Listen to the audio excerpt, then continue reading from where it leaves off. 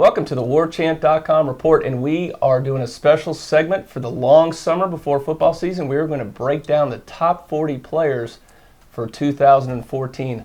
A lot of criteria that went into this. Of course, we talk about the importance of the player to the team, their talent level, and what they prospect for going ahead for this next season. Now, joining me, my distinguished panel, Jeff Cameron, 97.9 ESPN Radio, 3 to 7, Monday through Friday. 3 to 6. Don't make me work that extra hour. I want you to actually work more. Come on, we want more Jeff Cameron. No, 3 to 6 is good enough. Or you can do a podcast anytime, true. of course. That's true. And Brendan Sonnone from the Orlando Sentinel, covering the Florida State Seminoles on the beat every day. Yep, thanks for having me. Absolutely. Appreciate you joining us again. So the way we did this, the three of us voted on this, and we did it last year. It was a lot of fun. Jeff and I did it, and spurs a lot of controversy and a lot of discussion because there's obviously some great players coming back, defending national champions. It's going to be fun to break this down. But before we get into that, we did all our votes, and there were a few guys that we voted for that didn't make the list. And Jeff, let me start with you. You had a couple guys that you voted for that just missed the cut. So talk about if you had to pick a couple of those guys you think should be in the top 40, who would they be? Well, for fun, I had Noddy because, again, I don't think you can – well, one, I talked about it a lot on my show, Noddy to the Noles for a long time. And the other reason I had him was I just don't think you can emphasize enough the importance of size in the interior of the defensive line and depth with losing Jernigan. I got defensive line as a high priority item. And so that's one reason. And I also had Trey Marshall and Wilson Bell. Wilson Bell was more as that backup offensive lineman that the coaches love and really kind of the first off the bench, one might think, at a lot of positions. And then Trey Marshall, I kind of had as my jack-of-all-trades guy that might come in and contribute early on, kind of like an Andrews did last year, a guy who's versatile in that role. So those are a few guys that I had that I thought maybe should have made the list. I understood why they were off on your guys' list, but I kind of thought those guys might crack the top 40.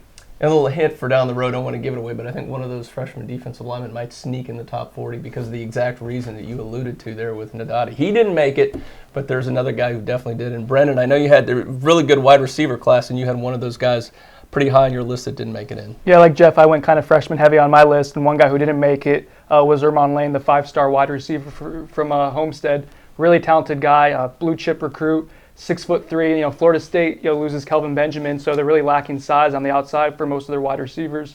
What Ermon Lane would bring is a lot of raw potential and physicality, a guy that can go up and get jump balls and be a physical wide receiver, something that I think maybe that Florida State is going to be looking for this season coming up. So I think Ermon Lane would maybe be a guy that has a chance to squeak into the lineup as a freshman because of his ability to provide that big wide receiver. I think that's going to be a recurring theme, is trying to figure out where you put all these wide receivers after Rashad Green, because there's so many guys who could really fill that number 2, 3, 4 slots in the lineup. So that's going to be an interesting discussion here through the top 40. Now, for me, I had E.J. Levenberry on there. I just think he's a guy who's got a lot of talent. He may not start, but I think he's going to see a lot of playing time. Guy seems to make plays, has a lot of ability, so I think he should have snuck in there somewhere in the top 40. But let's start out. Let's begin the countdown with number 40. Working our way up, and this is one, I'm the only one who voted for this guy, and I'm going to give my reasons, and you guys can tell me why I'm wrong, and I put Chad Mavity. We're talking about not a freshman, but a signing in this class, a JUCO transfer, and it wasn't that long ago, a couple of years, you had a guy named Menelik Watson who came in at a JUCO, very highly regarded like he was. He's one of the top 10 JUCO players in the country coming in. I've been told for some whispers he's going to compete with Bobby Hart. The coaches would not be surprised if they beat him out. At the very least, he is so talented. I think he could be your primary backup at both tackle spots, which is obviously huge, which is why I think he's deserving of being in the top 40. And he slipped in at number 40. I had him at 30, and you guys didn't have him on your list. What's going on there, Brennan? Yeah, I think that, as a JUCO guy, he has a chance to come in and play. Kareem, we saw him come in the spring and already jump into the 2 deep, and Florida State really is lacking depth along the offensive line, or at least it was, and getting a guy like Mavity helps out quite a bit. I didn't have him in there, and I don't think you're way off. He was probably like 45th or something that I would have had him, but yeah, I don't know about his versatility. I think Wilson Bell is probably cemented at that left tackle spot, and I like Wilson Bell a little bit more than I like him at this point in terms of potential. And it's going to be hard to beat out Bobby Hart. Yeah, I know he struggled in the national championship game, but I think he's an established right tackle, and I don't know if there's going to be enough time for Chad to kind of jump over Bobby Hart on the depth chart. So right now he's just a guy providing nice, solid depth at this point. All right, fair enough. Now, we're going to get on Jeff a little bit on this one. Roderick Hoskins, you really had, and I would admit, absent the spring game, Jeff, I probably wouldn't even add him on this too, but a guy that blew up in the spring game, had a couple sacks, had the big pick six in the spring game where it was like, whoa, who's this guy? And so it looks like a guy, probably not a guy that's going to start, but I think a guy that can get out there and contribute a little bit. Yeah, Northrup's backup maybe, but I agree with you guys. He was one of the guys that I came this close. I had him on the list, then I didn't. Then I made a joke at number 40 and something about find a punter, and so he kind of got booted off that because he was number 40 on my list. So I was right there with you. As it is, he came in at 39, so it's not like you guys were in love with him. I think backup linebacker is important. I don't know that I saw it in the same way you did, but I certainly thought back end of this list.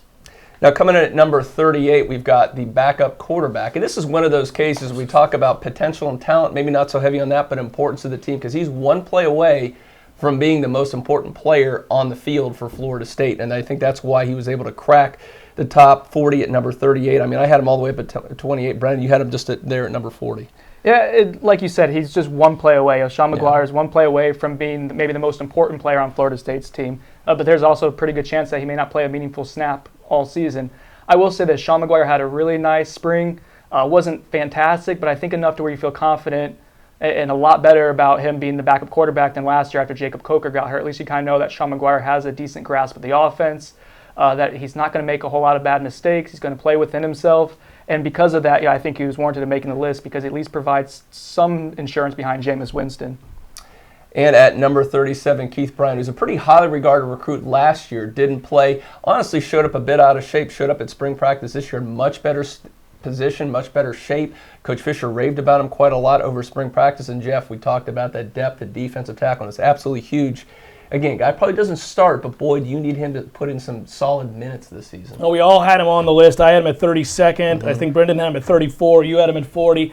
Again, I will emphasize a lot the line of scrimmage on this list, and I will look at it in terms of depth on the defensive line. We were so good last year. Timmy Jernigan was an absolute stud, and I think attempting to replace him with any number of guys is going to be a full-time job. You're going to need more than just one guy. So I look at that defensive line as paramount to Florida State's success, so I had him up at 32.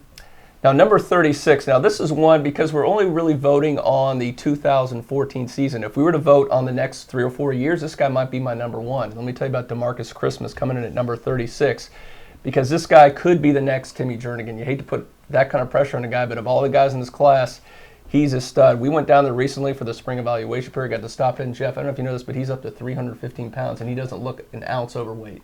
He's a big human being, very underrated. Everybody knows the story. He doesn't go to camps. He didn't go to the All-Star game, so he's still a high 4-star recruit, but didn't get in that 5-star category, and that's probably why. But you talk to Jimbo Fisher, Brendan, his eyes light up about this kid, and I think absent injury, you got to think he's going to play some as a true freshman. Yeah, and the thing is about playing defensive tackle or anywhere in the interior of the line as a true freshman, that's difficult. But I had Demarcus Christmas right at 36, and I think you guys were all kind of within the same range there because of that.